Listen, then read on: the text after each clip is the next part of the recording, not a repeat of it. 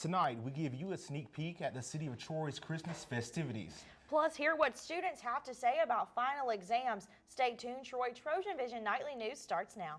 From the High Definition Digital Production Center on the Troy campus, with news from Troy University locations around the world, this is Troy TrojanVision Nightly News. Hello and welcome to Troy TrojanVision Nightly News for December 2nd, 2013. I'm Jamarlo Phillips. And I'm Courtney Addison. Thanks for joining us this evening. Thanksgiving has come and gone, so that means Christmas is right around the corner. Well, for Troy residents, some Christmas cheer is closer than they think as the city gets ready for the annual Christmas parade. Downtown Troy will soon be filled with people full of holiday cheer who are eager to help kick off the Christmas season with the annual Christmas parade. According to the Director of Public Relations, the parade may be the main attraction on Monday night, but it isn't the only event taking place. Following the parade, we'll have the tree lighting ceremony, and we'll have a few words by Pastor Roland Austin about the true meaning of Christmas, music by the Vine Church. The parade will get started at 6 o'clock, and the theme for the parade this year is a magical Christmas. It will feature over 100 units, including floats, marching bands, and, of course, Santa Claus.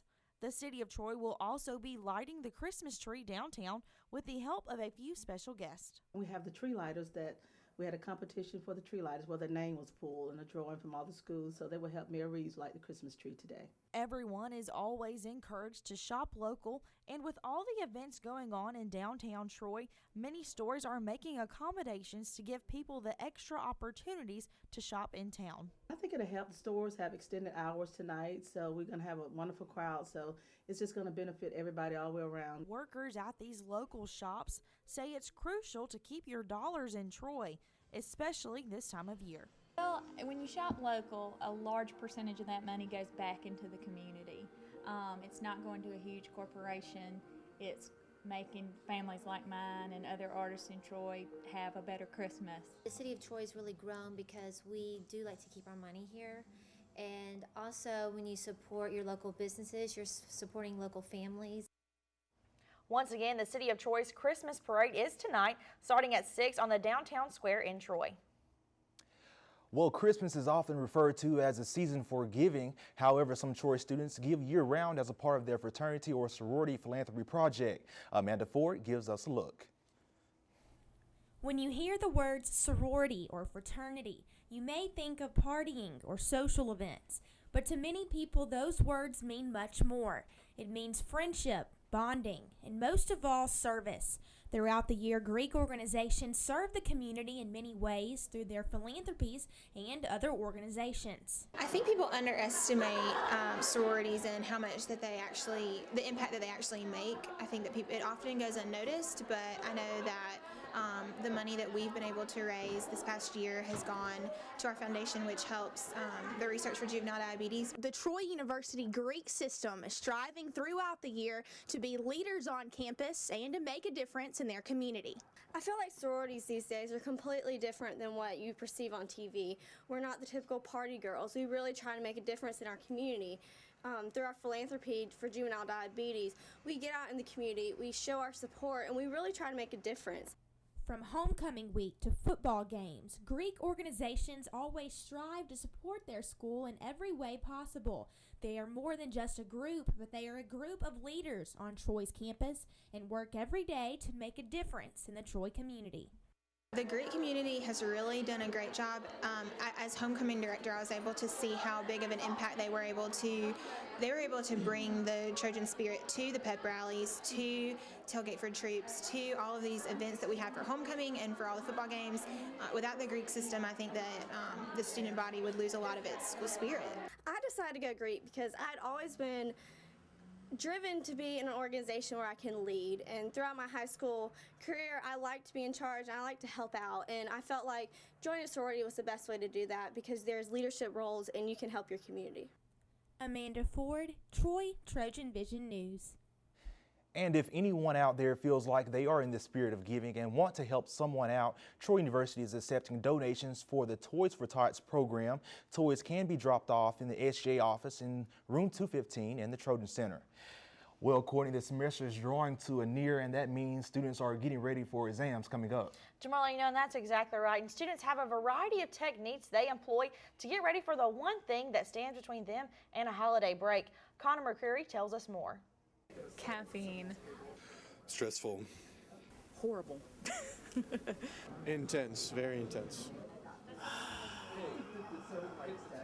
These are just a few words students use to describe the onslaught of finals. It's nearing the end of the fall semester here at Troy University, and while others are preparing for the winter, the students are preparing for their final exams. Studying up, making sure I'm staying sober. I drink copious amounts of caffeine and just go over my notes. I'm just putting my nose to the books and taking regular breaks so my brain isn't fried. One student who's even working during these finals shares his feelings. It's kind of be able to come to work is kind of a getaway, so I don't have to stress a whole lot about finals, so I can just come here and do work. Studying can be done in social places like Barnes & Noble or even downstairs in the Trojan Center. But for students who may require a quieter place to cram, rentable study rooms are available in the Troy campus library. Regardless of where it is done, though, the studying must begin. And to help those who are having an end-of-the-semester meltdown, fellow students offered up some of their own studying tips. Don't screw around. They'll kick you in the face if you're not careful. Buy highlighters, color code your notes, underline what's important. Step back, look at your grades, look at your stuff that you're studying, and just say, I got this. Study as hard as you can. For the love of God, study. Connor McCreary, Troy TrojanVision News. Exams start this Thursday and end next Wednesday. And now taking a look at news from around the state, authorities in Ottauguaville rescued nearly a dozen dogs that appeared to have been used for fights.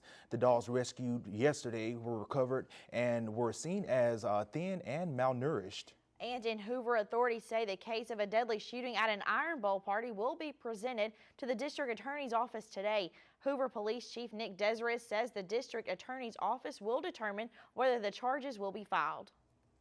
And in Athens, city leaders are looking for ways to attack blight downtown and are leaning on owners of the buildings to show they're making progress. The Alabama city has been trying to eliminate dilapidated structures by forcing owners to fix them or removing the problem and billing the owners. And still to come on TrojanVision Nightly News, Friday was senior day for 22 members of the Trojan football team, and they ended their careers on a high note. Danielle Percival will have a game recap when she joined us with sports. Now Danielle Percival joins us with sports. So Danielle, as we mentioned earlier, this week is going to be crazy busy for most of the students on campus with finals and lots of studying. But what opportunities do we have to kind of take a little bit of a study break and watch some sports? Well, the opportunity comes tonight, actually, as the men's basketball team will be in action in Trojan Arena tonight at 7 o'clock. So still some time to get out there, maybe go to the parade first and then head over to Trojan Arena. But we'll get into a game preview coming up here in sports. Cool. The Trojan football team took the field at Veterans Memorial Stadium Friday for the final game of the 2013 regular season. And on senior day, the team snapped a 3-game losing skid to end the year on a positive note. Hey, how about that? For the first time since 2010, the Trojans avoided a losing season with a 42-28 victory over Texas State on Friday. With the win, the Trojans sit at 6-6 and are bowl eligible. For these guys to be able to turn it back that direction and have a chance to get a bowl, I think is a great thing for our program and our university, and certainly for them. On senior day, safety Cameron Hudson rose to the occasion with a career-high 12 tackles as well as an interception and a forced fumble. Playing my last game was a big thing on my mind today. I didn't want to end off with a losing record or not bowl eligible. My whole mindset today was to finish off with a bang. Though it was senior day, several underclassmen stepped up, including running back Jordan Chun, who set the Troy record for the most rushing touchdowns by a freshman in a season with 13. And wide receiver Brian Holmes ended the day with 128 yards, including a 58-yard pass for a touchdown, with Holmes tiptoeing the sidelines. I really didn't know how close I was. People on the sideline just had told me they had probably thought I had stepped out, so I'm happy they didn't challenge it. But I had just seen Chris make a great block for me, and then I just knew that if the safety didn't take a good angle, I was going to score on that play. 22 seniors took Larry Blakeney Field for the final time Friday, and for most, the reality that their playing careers are over didn't set in until the clock started rolling. It hit me kind of late, probably halftime, it hit me like, dang, this is my last half. It really didn't hit me yet, as it hit the other guys, you know. But I mean, once it hit me, I think it would be kind of sad, you know, knowing it was my last game in that stadium. It's kind of a little sad for me that some of them gonna be gone. Like Eric, I looked up to him a lot, and like when I get down, he always encouraged me. The Trojans are bowl eligible, but we'll have to wait and see how the projections play out with only 70 slots and over 76 teams bowl eligible. Ticket sales are taken into account when selections are made, and you can reserve bowl game tickets on TroyTrojans.com. After a record-setting performance against the University of Alabama Huntsville, the Trojan women's basketball team was unable to carry over any momentum on Saturday, losing to Jacksonville 82-67. The Trojans were down by only 3 midway through the second half, but shot just 23% in the final frame. Joanna Harden scored 24 to lead all scorers, coming off her record-setting performance against UAH, where she scored 52. Ashley Beverly Kelly was the only other Trojan in double figures with 12 points. The problem was 5 Jacksonville players ended in double figures, and the Dolphins took twice the number of free throw shots the Trojans did. The Trojans will be back in action on Wednesday with the Florida Gators coming to town. Tip-off between the Trojans and Gators is set for 7 p.m.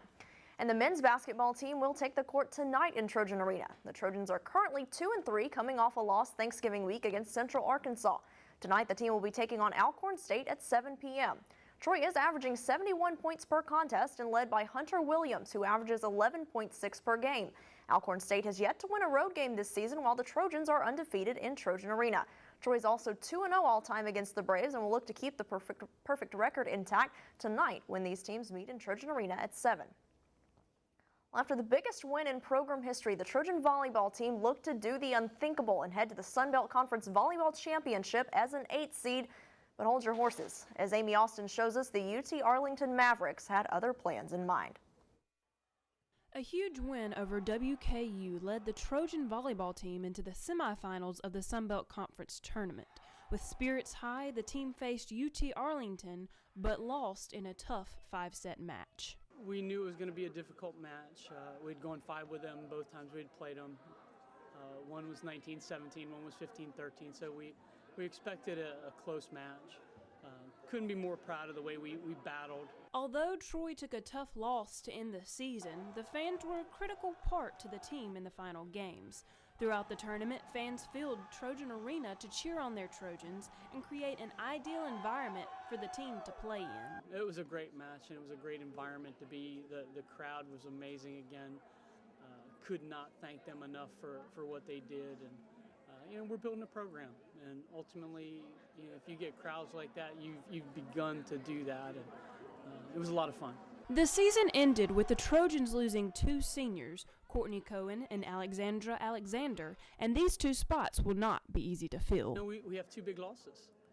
Courtney's a 4-year starter, Alex is a 3.5-year starter. She learned the position of setter, so we've got a lot that we've got to fill. Troy closed out the season 13-21 overall and is starting now to focus on next year. We've just got to keep getting better. There are a lot of things that we need to work on for us to be able to compete next year and try to get up back near the top. Amy Austin, Troy, TrojanVision Sports. The Trojans ended the season at 13-21 and 7-11 in conference competition. So Courtney Jamarlo, as we mentioned, the men's basketball team is in action in Trojan Arena tonight with tip-off beginning at 7 p.m. So hopefully there'll be lots of fans out there in attendance. Exactly, and you said the women's team plays on Wednesday, correct? That's right. The women's team will be in action again at 7 p.m. on Wednesday against the Florida Gators. Awesome. So there's plenty of opportunities for students to kind of put the books down for a little bit and take a little bit of a study break and cheer on the Trojans. Well, that's right. Cheer on the athletes. I mean, they've got to be studying too. So exactly. Take time out and go see them while they're taking time out to get on the court. Absolutely. Thanks so much, Danielle. Good luck Thanks, to guys. them.